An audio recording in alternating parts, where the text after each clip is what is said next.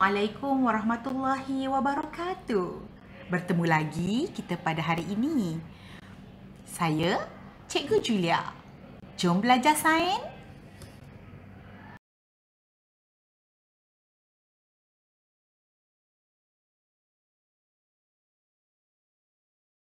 Baik murid-murid, hari ini kita akan belajar tajuk asid dan alkali unit 8 dalam buku teks sains tahun 3. Semua boleh buka buku teks muka surat 105 sambil menonton video ini. Sebelum tu, cikgu ingin memberitahu objektif pembelajaran kita pada hari ini. Pertama, menyatakan kertas litmus dapat digunakan untuk menguji bahan berasid, beralkali atau neutral.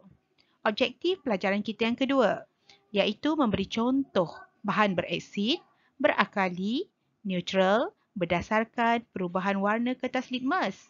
Dan objektif pembelajaran yang ketiga, menerangkan sifat bahan berasid, beralkali dan neutral dari segi perubahan warna kertas litmus, rasa dan sentuhan.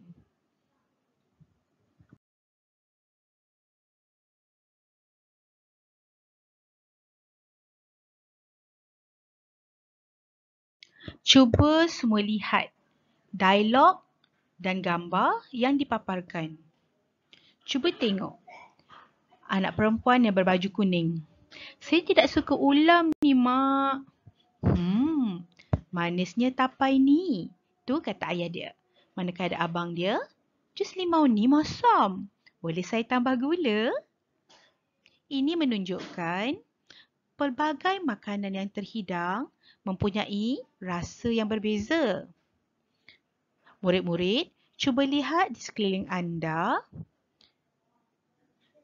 Apa makanan yang ada, cuba rasa dan nilai. Adakah ianya berasa pahit, manis, masin, tawar dan masam?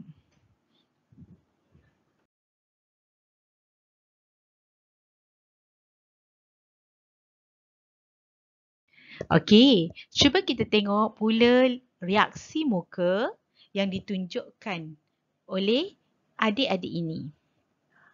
Lihat, selepas makan aiskrim, muka adik yang berbaju hijau ini begitu gembira. Kerana aiskrim rasanya manis. Tapi lihat pula mukanya apabila diberikan buah limau. Berkerut seribu. Mungkin kerana buah limau ini rasanya masam. Dan murid perempuan ini pula kelihatan menolak untuk makan sayur brokoli kerana pengalamannya melihat brokoli berasa pahit.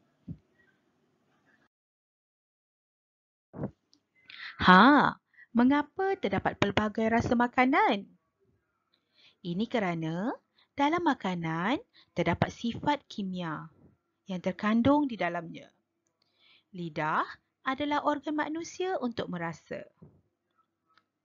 Ia diliputi oleh tunas rasa dan terbahagi kepada beberapa bahagian yang peka pada rasanya yang tersendiri.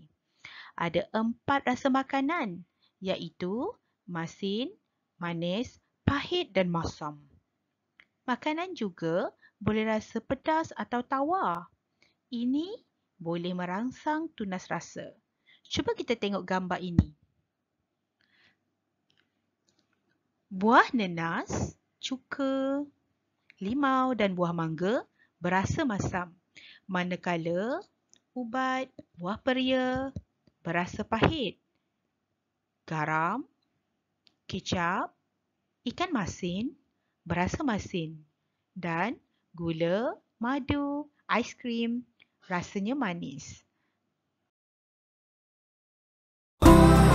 Murid-murid, banyak bahan di sekeliling kita yang penting dalam kehidupan seharian. Bahan ini boleh dikelaskan kepada asid, bahan beralkali, dan neutral. Bagaimana kita nak tahu bahan tersebut berasid atau tidak? Bahan-bahan ini boleh diuji dengan ujian kertas litmus. Selain menggunakan lidah untuk merasa makanan, kita boleh mengetahui sifat bahan dengan mengujinya menggunakan kertas litmus. Kertas litmus ialah sejenis penunjuk yang akan berubah warna apabila diuji. Ada dua jenis kertas litmus. Pertama, kertas litmus biru. Kedua, kertas litmus merah. Kalau murid-murid nak tahu, kertas litmus biru akan bertindak balas terhadap bahan berasid. Warnanya akan bertukar daripada biru ke merah. Manakala kertas litmus merah pula akan bertindak balas terhadap bahan berakali.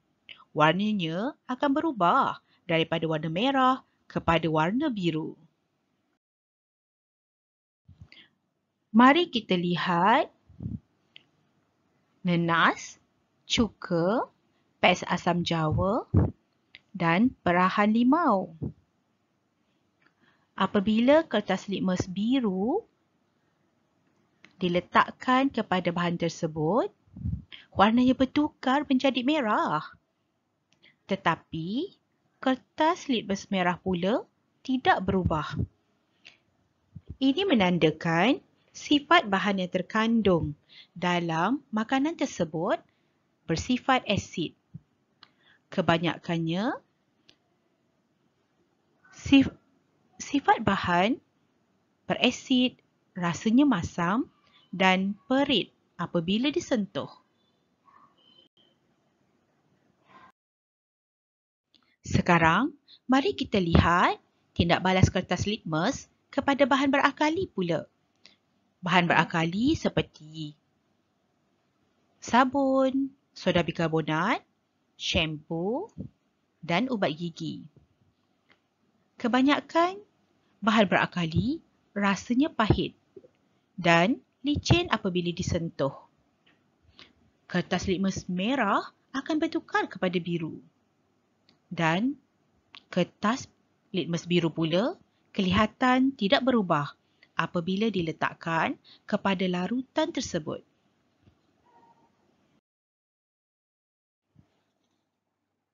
Sekarang, mari kita cuba untuk letakkan kertas litmus biru dan merah pada bahan neutral pula.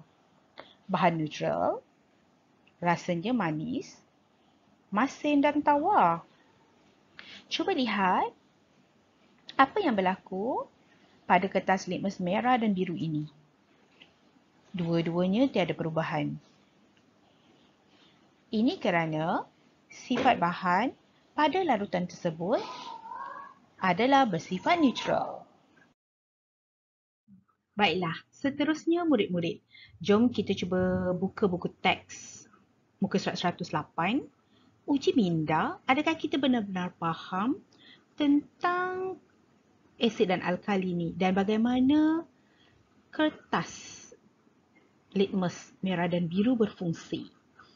Jom, kita sediakan cuka, air minuman, jus oren, air gula, air kapur sirih dan juga air soda bikarbonat.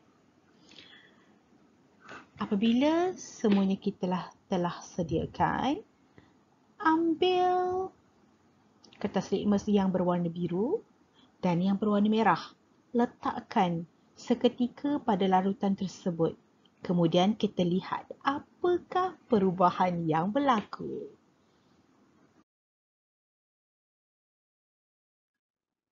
Jika anda semua telah pun bersedia, jom kita lihat apakah yang berlaku kepada apakah perubahan yang berlaku kepada kertas litmus biru dan merah apabila diletakkan ke dalam larutan cuka, air minuman, jus oren, air kapur sirih, air gula dan air soda bikarbonat. Sebelum tu, cikgu nak ingatkan, jangan lupa kalau bahan tu berasid, kertas litmus biru akan bertukar menjadi merah. Tapi kertas litmus merah tiada perubahan. Berbeza dengan bahan yang berakali, kertas litmus merah bertukar menjadi biru dan kertas litmus biru pula yang tiada perubahan. Okey? Jika anda lihat kertas litmus merah dan biru, dua-dua tiada perubahan. Sudah pastinya itu adalah bahan yang bersifat neutral. Okey, sekarang cuba semua sekali semak jawapan jadual A anda. Sama tak macam cikgu? Kalau sama, tahniah cikgu ucapkan. Tetapi, kalau tak sama jawapannya, tak apa. Boleh rewind balik video tadi, dengar lagi satu persatu. Kemudian, cuba buat semula jadual A. Sehingga jawapan anda betul semuanya. Okey?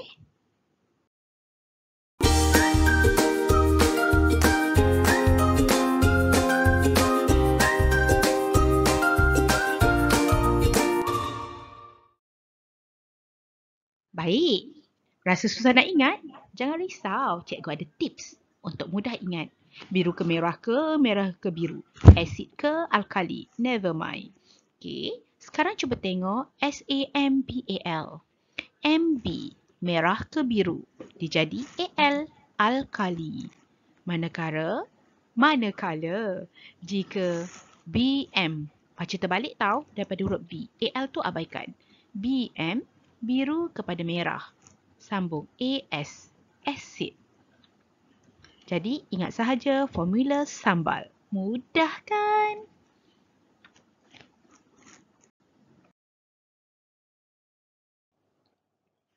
Cikgu faham. Ada yang nak menguji sifat bahan tapi tak ada kertas litmus di rumah. Jangan risau. Gunakan pengganti kertas litmus seperti ekstrak bunga raya, ekstrak kubis ungu dan ekstrak kunyit. Bahan-bahan ini kita perlu potong kecil-kecil atau blender, kemudian dapatkan perahannya. Gunakan perahan tersebut kepada bahan yang hendak diuji. Nanti, murid-murid akan lihat perubahan warna yang berlaku pada bahan yang diuji. Selamat mencuba. Okey, berdasarkan keputusan yang kita dapat ambil sepanjang pembelajaran kita pada hari ini. Pertama, kita dapat buat kesimpulan bahawa jika sifat bahan berasid, kertas litmus biru akan bertukar kepada merah. Dan kertas merah tidak berubah. Kedua, jika sifat bahan berakali, kertas litmus merah bertukar kepada biru. Dan kertas biru tidak berubah. Manakala, jika sifat bahan neutral, kertas litmus merah dan biru tiada perubahan.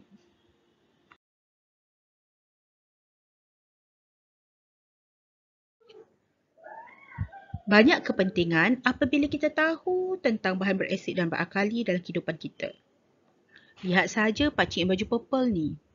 Menggunakan ilmu sifat bahan dalam bidang pertaniannya. Dia menggunakan kapur yang bersifat alkali untuk mengurangkan keasidan tanah kebun. Barulah tanah dia subur kan? Manakala tengok ibu yang berbaju hijau ni. Dia tahu asam jawa bersifat asid dan dapat menghilangkan rasa licin akibat cecair peluntur yang bersifat alkali. Manakala guru yang menyapu cuka di kawasan yang disengat tebuan yang bersifat alkali dapat memberi rawatan awal kepada murid tersebut. Ini kerana cuka bersifat asid. Itulah kepentingannya kita belajar. tentang asid, alkali dan neutral dalam kehidupan.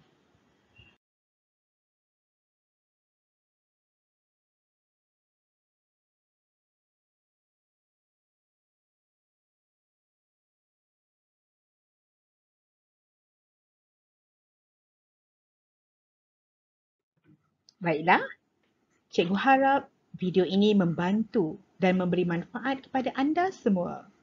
Jangan lupa like, comment, share and subscribe my channel.